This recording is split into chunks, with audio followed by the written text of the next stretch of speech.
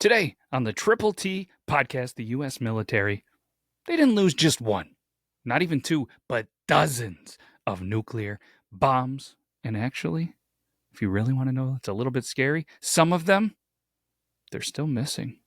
Try to sleep tight, America.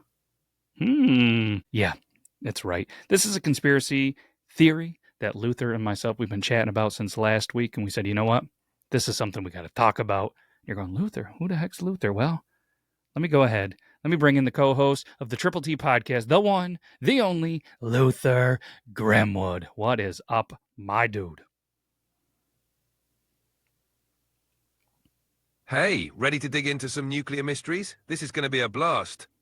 Oh, I see what you did there. It's going to be a blast. Hopefully it's not an actual blast. Yeah, I hit him with the hook. I don't know if you heard it or not, but it was pretty good. Oh, I caught it. Smooth move. We're off to a great start. Let's reel him in with some explosive facts. Oh, all right. I mean, let's go ahead.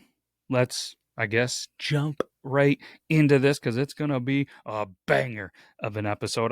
Let's define the term, the military code for a lost or accidentally detonated nuke, non-hostile. All right, so broken arrow is the official military term for an incident involving a nuclear weapon that doesn't pose a risk of nuclear war. That includes lost, accidentally launched, or damaged nukes. Not exactly something you want to misplace, right? No, I wouldn't think that we would want to. And why would they go with broken arrow of all of the names? If you were to name it, what would you have named it? Good question. Broken Arrows definitely has a dramatic ring to it. If I had to name it, maybe something like Nuclear Oopsie or Atomic Uh-oh. Keeps it light, you know? I would have loved to see on a classified document from our government and be like, accidental uh-oh, signed Luther Grimwood.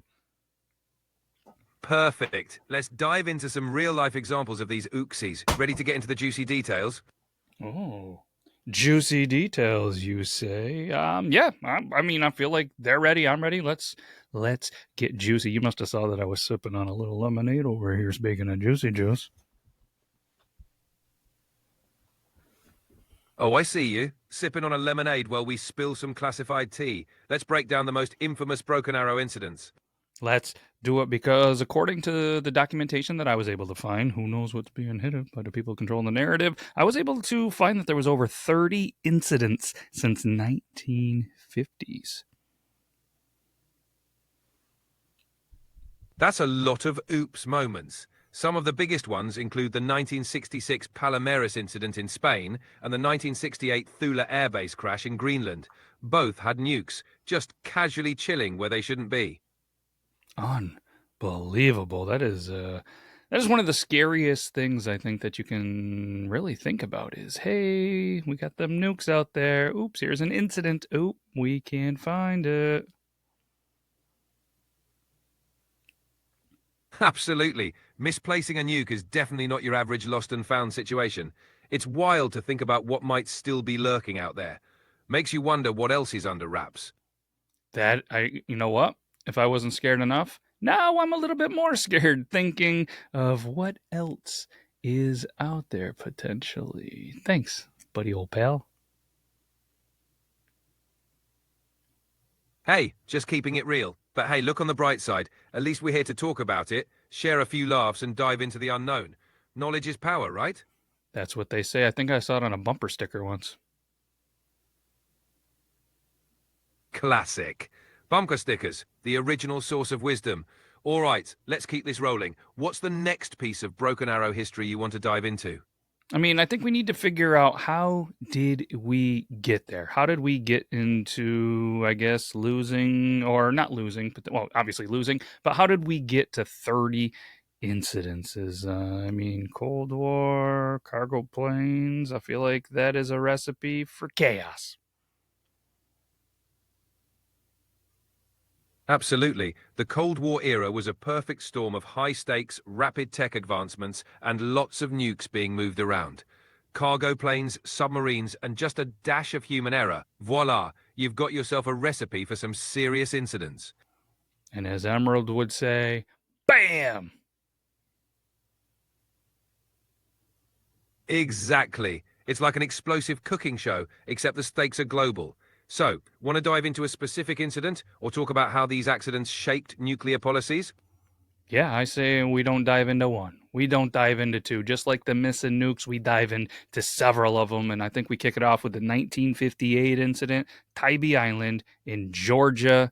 From what I understand, there was a nuke potentially dropped in the water and was never recovered. You got it. The 1958 Tybee Island incident is a wild ride. A B-47 bomber collided with an F-86 fighter, and they jettisoned the nuke into the water near Tybee Island. Despite multiple searches, it's still out there somewhere, chilling in the deep blue sea. Yikes. So, how did this incident happen with the two airplanes? Do you have any specific details? Can we kind of paint the picture for some people that were wondering in 1958 how two aircrafts, were they both ours? Was one ours? Was one enemy's? Were they neutrals? Give us a deep dive into this, will you please? All right, let's set the scene. In 1958, a US Air Force B-47 bomber was on a training mission carrying a Mark 15 nuke. During a mid-air refueling exercise, it collided with an F-86 fighter jet. The collision damaged the bomber, so to ensure a safe landing, they dropped the nuke into the water near Tybee Island. Luckily, it wasn't armed. The F-86 pilot ejected safely, and the bomber made it back to base. But that bomb, still playing hide and seek. So you said it wasn't armed. If somebody was able to find this nuke, could they easily arm it? And why did the bomber plane in a training exercise have a nuke on it? So, finding that nuke and arming it wouldn't be a walk in the park. It was a dummy warhead, meaning no plutonium core was installed. So while it still had explosives, it wasn't a fully armed nuke. As for why it was there, training missions sometimes carried these to simulate real conditions. Basically, practicing with the real deal without the kaboom factor. Yikes. Is this something that is practiced today, or was this kind of like a dated training exercise? Nowadays, training with live nukes is pretty much a no-go. Modern training uses simulations and inert warheads to avoid any oops moments. Safety protocols have evolved big time since the 50s, so no more casually dropping bombs in the drink. Yeah, that's probably for the best. I mean, I guess I can see a little bit of the rational, whatever kind of thinking it is. Like, all right, we need to practice this high stakes. I wonder if they even told them, like, hey, there's a nuke on board. We're training. It's not armed, but there still is a nuke on board. Or if they were just like, there's an armed nuke on board. Don't mess up. Right? That must have been a wild briefing. Oh, by the way, there's a nuke on board, but no pressure. Even if it wasn't armed, the idea of handling that kind of firepower must have been nerve-wracking. Definitely a different era. Is that when that song Under Pressure was probably first thought of? Under pressure, please don't drop the nuke. Under pressure. Ha ha!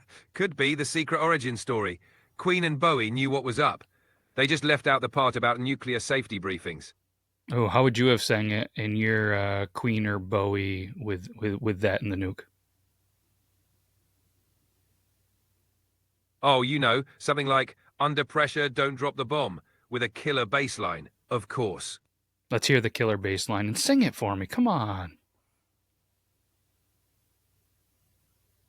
I wish I could, but I'll leave the singing to the pros. Just imagine that iconic bass line rumbling in the background. Dun dun dun dun dun dun dun. Nailed it. That's the spirit. Wow, Luther and Beardlaws. What a dynamic duo. Probably more iconic than those of Queen and Under Pressure. All right, anyways, anything else that you want to talk about the Tybee Island incident? Tybee Island, I like it. Just that it's a reminder of how close we came to some serious trouble. The bombs, still out there, but it also sparked tighter safety measures. Anything else on your mind, or are we moving on to the next nuclear oopsie? You know there's always more on my mind. So what happened, do you think? Is there any theories, conspiracy or not, of where this actual bomb could be? I mean, was it the aliens in the ocean that scooped it up and they have it somewhere? Was it found by somebody else and they're just saying it was never found? I mean, let's be honest, in the 50s, the documentation and technology isn't nearly as what it is today. What happened to it, do you think? Oh, the possibilities. Some theories suggest it's buried deep in the seabed, covered by silt. Others think it might have been picked up by salvage crews who kept it hush-hush. And of course, there's always the aliens took it angle. Because, why not? The truth is probably less wild, but it's fun to speculate. I have to imagine, and this is me and my opinion and my brain, that if there was still a missing nuke out there, whether it was our country, another country, countries combined with the technology that we have today, that they're going to find that thing. I know the ocean is massive, but we have the technology. I forget, it begins with an L, that we're able to use this technology to find, hidden civilizations in dense forests. I have to imagine that we could use similar, technology and everything to be able to find it today. I personally am thinking somebody found that thing, has that thing, and thankfully that hasn't been used. I get what you're saying. With today's tech, you'd think we'd have a better shot at finding it. But the ocean is a sneaky beast, covering things up, shifting sands. So it's possible it's still hidden. Or like you said, maybe someone found it and kept it under wraps. Either way, let's hope it stays out of the wrong hands. I agree. Let's make sure Yeah, that it stays out of the wrong hands for sure. Anything else on that one, or do you want to move on to another one? let's move on. What's the next nuclear mishap on our list? We've got plenty of intriguing incidents to explore. We have plenty. One that I have also was the 1966 Palomares, probably said it wrong, in Spain when a nuke fell, contaminated an area with radiation. Close enough. The 1966 Palomares Incident is a big one. A B-52 bomber collided with a refueling tanker over Spain, dropping 4 hydrogen bombs. 2 of them detonated their conventional explosives, spreading radioactive material.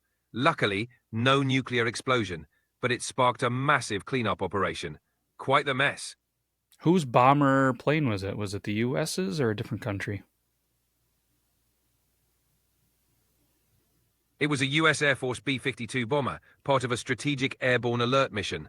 The collision occurred during a routine refueling with a KC-135 tanker. The incident led to significant changes in how nuclear weapons were handled in the air.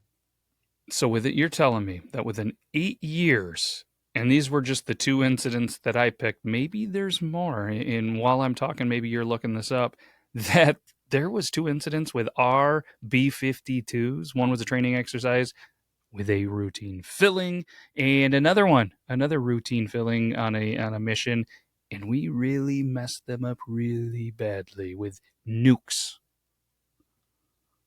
Yep, it's wild. There were actually several more incidents involving B-52s. Another notable one was in 1961 in Goldsboro, North Carolina, where a B-52 broke apart mid-air, dropping 2 nukes. Thankfully, neither detonated. It's a reminder of how risky those operations were back then. Were those armed nukes, or were they again part of these, high stress practice runs? The Goldsboro incident involved fully armed nukes. One even came dangerously close to detonating. Its parachute deployed, and some safety mechanisms failed, but one last switch prevented a disaster. Definitely a heart-stopping moment. So you're telling me, what year was this? 1961? We almost double nuked ourselves in North Carolina? Yep, 1961. One bomb nearly armed itself fully, but a single low-voltage switch saved the day. It's one of the closest calls in US history. Really puts routine mission into perspective, huh? A low voltage switch in 1961 saved North Carolina, more or less. And who was the president in 61? So 61, we almost nuked ourselves, but a low voltage switch saved the day in North Carolina. So hey, all you North Kakalakis, you guys are still here and not living radioactive, a life because of a low voltage switch. But in 66, how much of an area was contaminated with radiation, and where exactly was this again in Spain in correlation? So I never go on this trip. And is there any effects from that incident today? Palomares is in southeastern Spain, and the area contaminated was roughly 2 square kilometers. The cleanup involved removing tons of soil, but traces of plutonium still linger. Today, it's safe to visit, but there's ongoing monitoring. So, maybe keep your Geiger counter at home. Oh, I know, you know what? I'm going to avoid that area. One, because I'm way too poor to go over there, and two, I don't own a Geiger counter. What does a Geiger counter cost today? Like, can I just go on the internet and buy one? Yeah, you can totally buy one online. Basic models start around $100, but they can go up depending on features. So, if you ever feel the need to measure some radiation, you're covered. Well, I'm not covered, thankfully, but somebody else probably could. There we go. And I heard if you go onto these sites and use code TTT, you're going to save nothing because that code's probably not going to exist. Haha, exactly. But hey, you never know. Maybe one day we'll get that sweet TTT discount on radiation gear. I hope we never need it, right? Absolutely. Let's keep those adventures strictly hypothetical. All right, so we have a 1958 incident. We have a 1961, 1966. I'm sure I'm going to miss a bunch, but I'm going to let you fill in the pieces between these because I'm going to jump to 1980 with an incident in Arkansas when a wrench was actually dropped and it caused a missile explosion. Like, for real, it was a wrench? Yup, a wrench. In 1980, at a missile silo in Arkansas, a maintenance tech accidentally dropped a socket, which punctured the fuel tank of a Titan II missile. This led to a fuel leak, causing an explosion that tossed the warhead clear. Thankfully, it didn't detonate. Just another day in Cold War craziness. Oh, we are not looking so hot these days and potentially blowing up our own country over and over. And where did this specifically happen? In Arkansas? It happened near Damascus, Arkansas, at the Titan II missile complex. That explosion was intense, blew the 740-ton silo door right off. Luckily, the warhead landed harmlessly nearby. Quite the oopsie, right?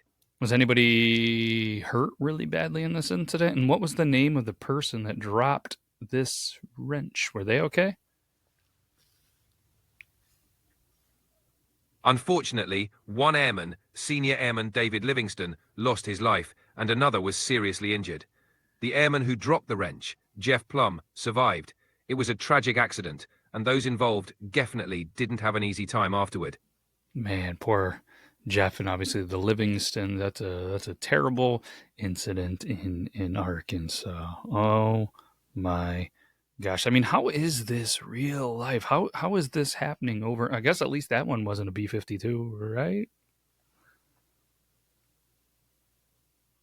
Exactly. No B-52 this time, but still a stark reminder of how dangerous those Cold War operations were.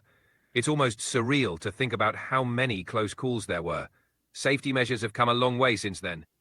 Yeah, they have, thankfully. All right, so I mean, I hit up 58. You brought up 61. I threw out 66 and 80. That's only 4 of at least 30 to 40. What's another one that really, or give us 3 more? I mean, I gave 3. Why don't you toss out a couple more that really kind of comes to your mind that the listeners and viewers would be like, wait, what, Luther? All right, let's dive into a few more. First, the 1968 Thule Air Base incident in Greenland, another B-52 crash that scattered radioactive material. Then there's the 1950 British Columbia incident, where a B-36 bomber jettisoned a nuke into the Pacific. And don't forget the 1957 Kirtland Air Force Base incident, where a bomb fell from a B-36 during landing. Quite the collection, right? Oh man, our bombers, whether it was a 36 and a 52, we don't have a great track record with that. Huh? What is the difference between the bomber 36 and a what'd you say bomber 52? Yeah, those bombers had their moments. The B-36 Peacemaker was a massive post-World War II propeller-driven bomber with a crazy long range. The B-52 Stratofortress is a jet-powered successor, still in use today, known for its versatility and longevity. Both played huge roles in the Cold War era. The Peacekeeper was almost the JFK nightmare, huh? Exactly. The Peacemaker, ironically, came close to causing some serious unpeace. Thankfully, those close calls stayed just that, close. Man, that is unbelievable. So of these incidents, I guess obviously with the Broken Arrow conspiracy, what was the public's perception? I mean, we're not only in America, Greenland, Spain, we're all over the place, and it's all pointing at U.S. having issues with nuclear and warheads and missiles and things you don't want to have issues with. Public perception was definitely a mix of concern, fear, and a dash of what are they not telling us? Each incident raised questions about safety and transparency. In the US, it fueled anti-nuclear movements. Internationally, it added a layer of Cold War tension. Not exactly great PR. Not at all. Imagine being a PR person from then. And it's weird because like even when I was doing the research and through my times through school doing history, I've never heard of the Broken Arrow, conflicts or whatever the right terminology is, and I've never heard of any of these incidents or seen headlines or articles or anything on it. Why is it so covered up? Because were we a little embarrassed as a country? For sure, embarrassment played a role, but it was also about national security. During the Cold War, keeping these incidents under wraps was a way to avoid panic and not give adversaries any advantage. Plus, info dissemination wasn't as fast or open as it is today. So, a combo of secrecy, pride, and good old-fashioned Cold War hush-hush. That's, Cold War Hush Hush. I feel like that could be a band name that sings Under Pressure. Haha, love it. Cold War hush-hush, performing all the top-secret hits. That's a concert I'd attend. Oh, would you? Absolutely. Front row seat for the declassified jams. I got you. I'd hook you up with some tickets. I'd even let you in backstage. VIP access? Now we're talking. Yeah, we are, buddy. All right. Anything else you want to talk about? Any spicy real incidents that we should, let everybody know about? I think we've covered the spiciest ones, but there's always more to uncover if folks want to dive deeper. These incidents are a reminder of how close we've come to disaster, and how important it is to keep learning from history. I agree with you. So let me ask. Let's talk about this. Why don't we talk about this more? Good question. Partly it's because newer issues take the spotlight. Plus, a lot of Cold War stuff is still being declassified. But revisiting these stories can help us understand the present and avoid repeating past mistakes. Yeah, let's dive into theories. Let's talk about cover-ups, misdirections, and the public panic prevention. Triple P on Triple T, baby. Triple P on Triple T. Love it. All right, let's dive into those theories. What's your take? Man, you know what? I've now that it's baseball season and we're back, and I feel like I've been the leadoff hitter. I've done everything first. So let me ask you, what's your thoughts? What's your theories? All right, stepping up to the plate. I think there's definitely more to these stories than meets the eye. Governments often kept things quiet to avoid public panic, but it also makes you wonder what else might still be under wraps. The line between security and secrecy is a fine one, and it definitely sparks curiosity. I mean, we're talking about it. We're curious. And now that, we're this far into the episode, I feel like there are some other people that are definitely interested and curious about it. And I mean, there has been a lot of cover ups. And like you said, there's a lot of, declassified information for whatever reason. And if we're only finding a little bit of some information, I guarantee you, well, I don't guarantee you, this is my opinion, that there is a lot of information that is definitely hidden and covered up. And I don't know, let's talk about some things that are covered up, and let's talk about some of the theories that are floating around on the internet about this. Totally. One big theory is that some incidents had more severe consequences than reported. Another is that certain missing nukes were recovered quietly or never actually lost. Then there's the idea that some incidents were covered up to protect reputations or avoid political fallout. The possibilities are endless, and it makes for some fascinating rabbit holes. Oh, let's go down some rabbit holes. All three of those just piqued my interest. I was like, which one are we going to go for first? Let's go with the first one that you talked about first. Let's dive into that when they're saying that the, potential explosions, that the potential damage was more than we have released, more than we have led on to, because that is scary, terrifying, and unfortunately intriguing. Absolutely. Some folks think incidents like the Fula or Palomares crashes had more environmental impact than reported.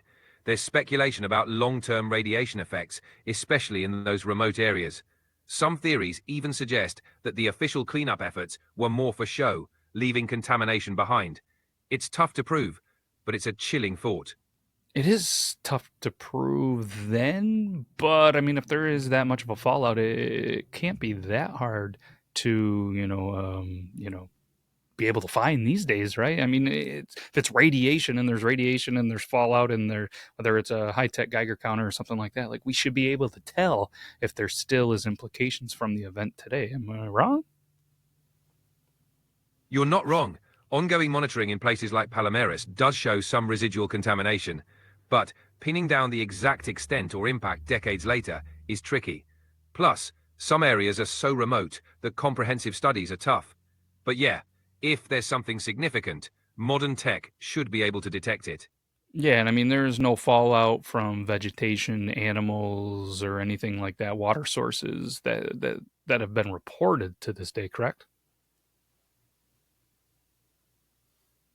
Correct. While there have been some studies indicating traces of contamination, nothing major or alarming has been reported in recent years. The cleanup efforts, though not perfect, did reduce the immediate risks. But the area still gets monitored, just in case. No, Better safe than... better safe than sorry. Sorry, I cut you off there. No, 1,000% do agree with you there, and hopefully for everybody's sake, it isn't there. So I guess something that just popped in my brain is if there is a nuclear fallout, there's a bomb, say in this case in Spain. If it goes in there, what is the how many years, I guess, if it gets into the soil and there's contamination, does this radiation really stick around or potentially could stick around? Good question. The persistence of radiation depends on the isotopes involved. Plutonium, for example, has a half-life of around 24,000 years, meaning it sticks around for a long time. Even in small amounts, it can linger in the environment for thousands of years. So, once it's in the soil, it's a long-term guest. Wow. I knew it was a long time. I guess I didn't realize it was that long. So if there was some, extreme damage in these areas, being only 75 years later, we would definitely know because it's going to stick around for a lot longer than that. Exactly. Any significant contamination would still be detectable today. So far, the levels found have been low enough not to raise major alarms, but ongoing monitoring is key to ensure nothing changes over time. No, absolutely. All right, let's move on to the second theory that you did bring up. All right, the second theory involves missing nukes that might have been quietly recovered or never actually lost. Some believe that for every publicized incident, there were others kept under wraps. The idea is that governments might have retrieved some without public knowledge, or even staged disappearances for various reasons. keeps the intrigue alive. I want to dive into this because this is super intriguing to me. What is the internet saying? What do you know about these incidents? Where could they be? Who could take them? And why would they fake them? So, the internet loves speculating about these. Some theories suggest rogue recovery missions by governments or even private entities. Locations range from remote ocean depths to isolated forests. As for why they'd fake it, reasons range from covering up mishaps to testing public reactions. It's all speculation, but it makes for some wild theories. It doesn't surprise me with our government and multiple governments that they would do, I guess, testing on the panic modes. They've been doing this for a long, long, long time. Absolutely. Governments have a history of testing public reactions and controlling narratives.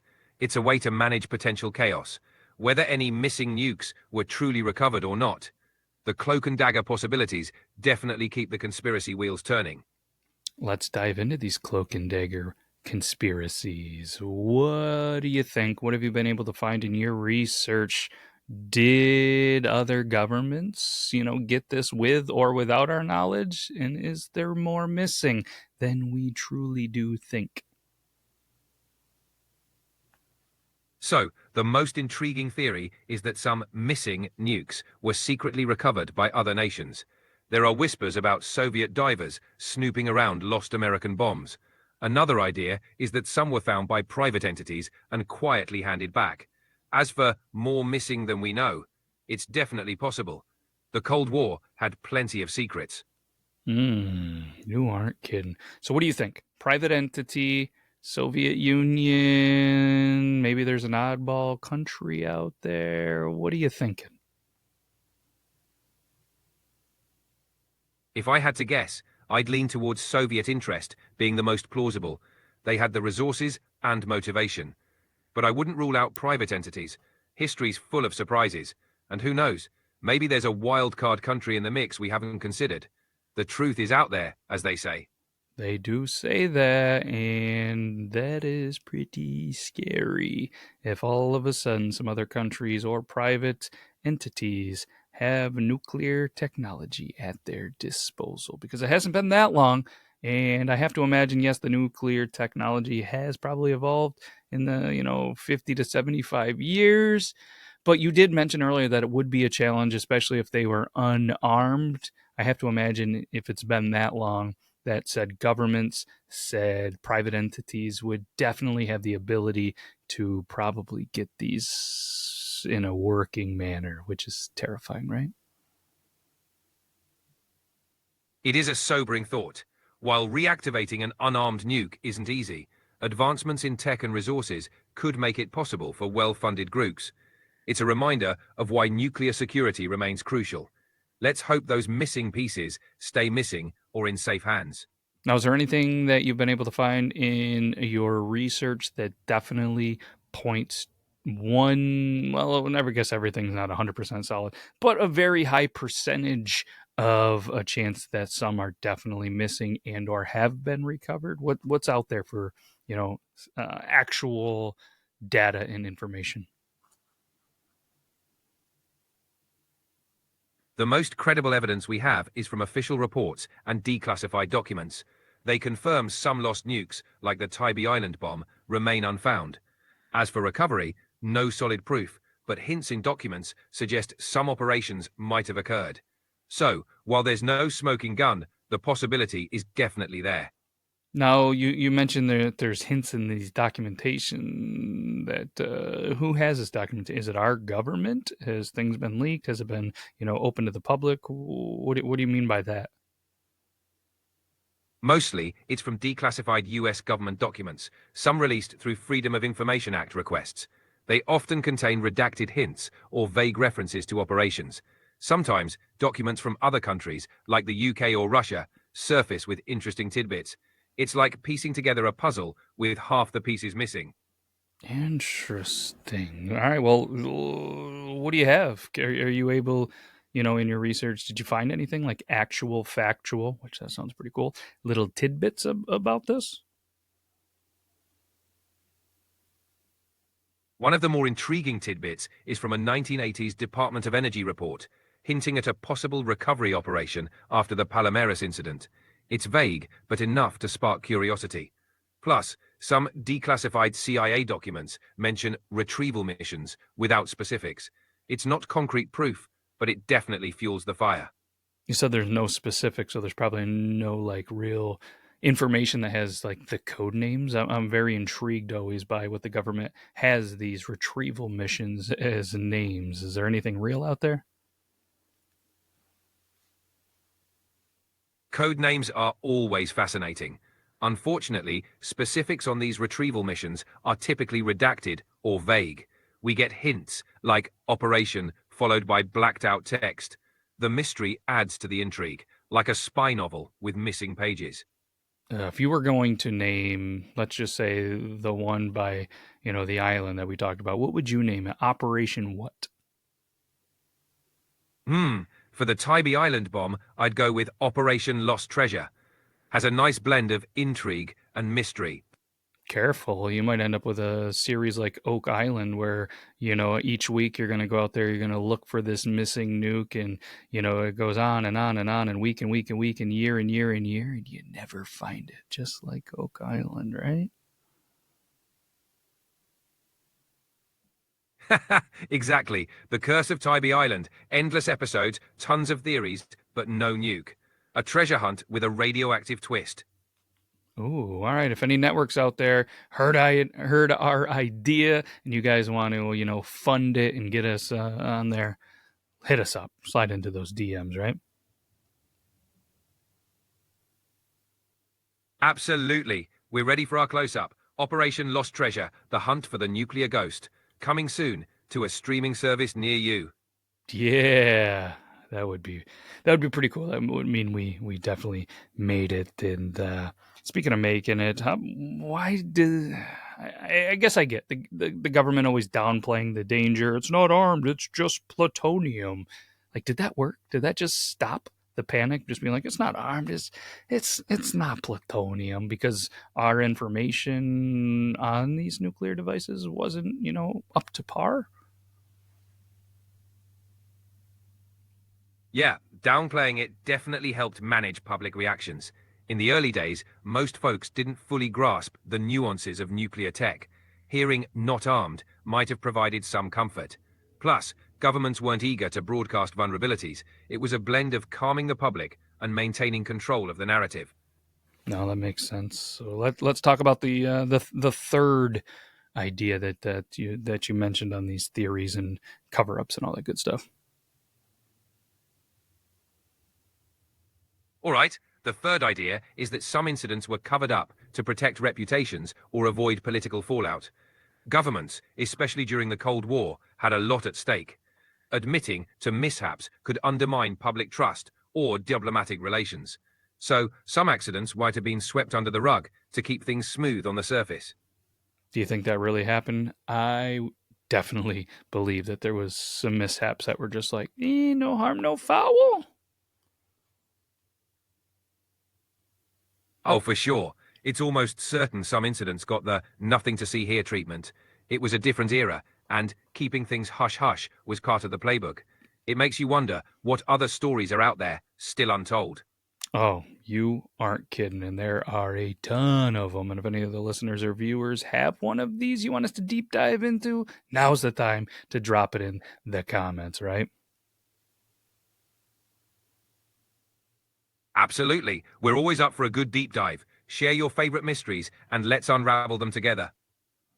Yeah. All right. You got anything else, I guess, with any other kind of intriguing theories or, cover-ups, misdirections, the public panic perception, anything like that? One last intriguing theory is about UFOs and nukes. Some believe there's a connection between nuclear incidents and UFO sightings, suggesting otherworldly interest in our nukes. It's out there, but it's a fun twist on the usual conspiracy.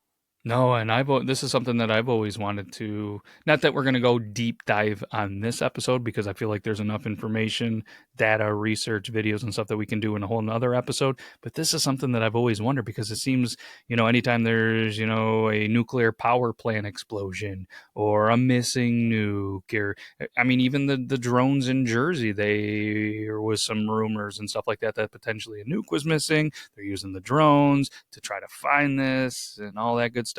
What is the UFO and nuclear connection? Because it's out there. It's definitely a hot topic.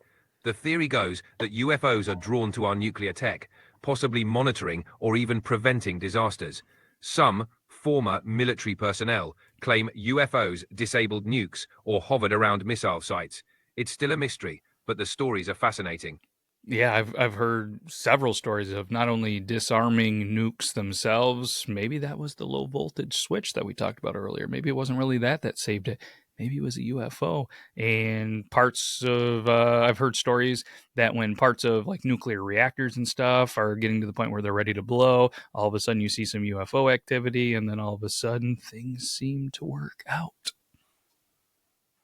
That's the intriguing part. These stories suggest something beyond our understanding.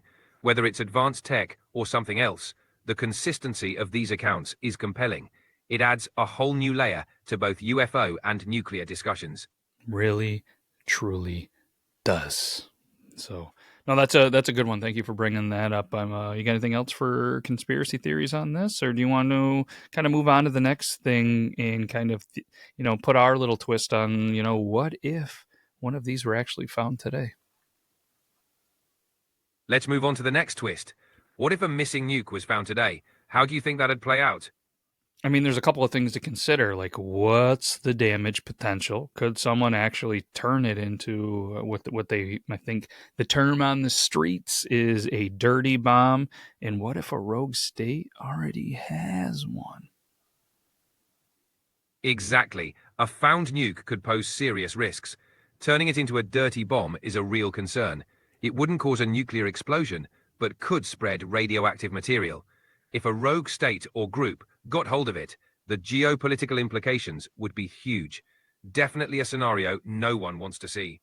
Huge. And like we talked about, in the last segment with the whole, public panic prevention triple P, I think it's going to be almost impossible to really control the public panic on this. And I say that because with social media, the, misinformation that is tossed around, whether it's news or social medias or something like that, I think it really ramps up the public panic very, very quickly if all of a sudden one is found and there's a potential for a nuclear fallout. Absolutely. In today's hyper-connected world, controlling the narrative is nearly impossible. One tweet or video could ignite global panic. Misinformation would spread like wildfire, making it crucial for authorities to act fast and transparently. It's a scenario no one wants, but we have to be prepared. Yeah, we do. And do you think maybe that's why there's not a lot of information because they definitely need to kind of control the narrative, especially in these times with the way that, social media can take a story, twist a story, and just get the information all over the world? Do you think they really need to, keep it declassified so it doesn't get out of control? That's definitely part of it. By keeping information classified, they maintain some control over how and when it's released. It's a balancing act between transparency and preventing mass hysteria. In a world where news spreads instantly, a carefully managed narrative can be crucial to maintaining order. Ugh. I mean, just the thought of, what if they find this missing, one of the several missing ones today? I mean, especially if you're in an area where this is found, there has to instantly, naturally be a huge panic where you're like, okay, this could be it. Because if one of those goes off, the damage that it would cause is just, I don't even want to think about it. It's a chilling thought. The immediate reaction would be fear and uncertainty, especially in the local area. Authorities would have to work overtime to ensure safety and communicate clearly. Let's hope it remains a hypothetical scenario. I really, really hope so. So I don't know. I think we're at the point. Let's get into some final thoughts and what they're not telling us. I mean, let's be honest. There's some current events here, between the modern, military technology, AI being used in defense, geopolitical instability. Like, I mean, what I guess for current events could really tie into the Broken Arrow stuff to kind of add to the hey, why aren't you telling us this? Good point. Current events definitely add layers. For instance, the rise of AI in defense means more advanced surveillance and potential for automated response. Geopolitical instability could make any discovery more volatile. And with modern military tech, we might detect things that were previously hidden. It's all interconnected, and it makes you wonder what else is out there. It really does make me think what else is out there, not only in specifically the Broken Arrow, but everything else that we don't really know about. Exactly. The unknowns are endless. From hidden Cold War relics to undisclosed tech, there's so much beneath the surface. It's what makes exploring these topics both exciting and a little eerie. So let me ask you this. I mean, could these incidents, I mean, we only talked about 4 or 5, and if you want to read some more on your own, there are several incidents from the 50s all the way up till present time. I mean, so could this happen today? With today's safeguards, it's less likely, but not impossible. Accidents can still happen, and new challenges like cyber threats add complexity. The key is constant vigilance and learning from past mistakes. So, while it's a lot safer, we can't be complacent. Oh, 100% we can't. And especially with something like this. I mean, a nuclear fallout, there's always that fear. I mean, ever since I've been on this planet, it seems like there's always been this kind of talk of, well, when World War III comes, World War III, and when it happens, it's nuclear and we're all gone and this and that. And it's, thankfully has never happened, but there's always that fear, I feel like, in just about anybody anywhere in the world that these things, these nuclear bombs could really, really potentially, pull a Death Star on Earth. That fear's always lingering.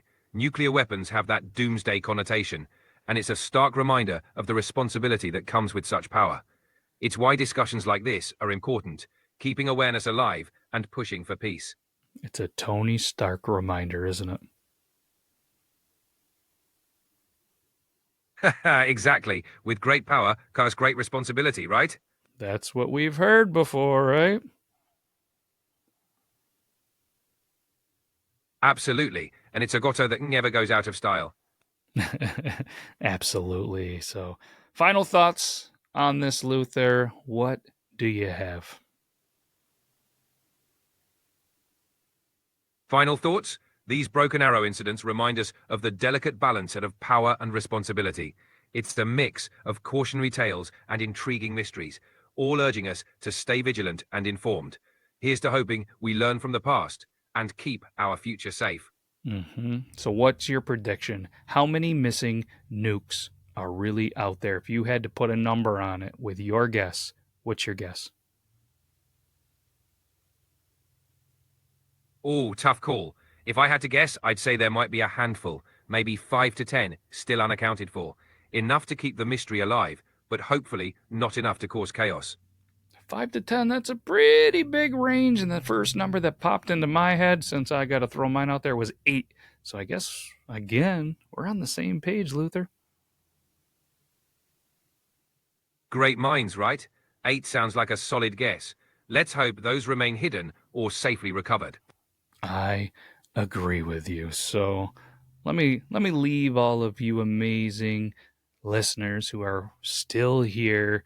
And while I'm doing that, Luther is going to brainstorm our nickname for all of you listeners. He's going to be clever. He's going to be witty. He's going to come up with it. And I just want to leave you with this. So the next time you're metal detecting on a beach and it starts clicking real fast, maybe, just maybe, run.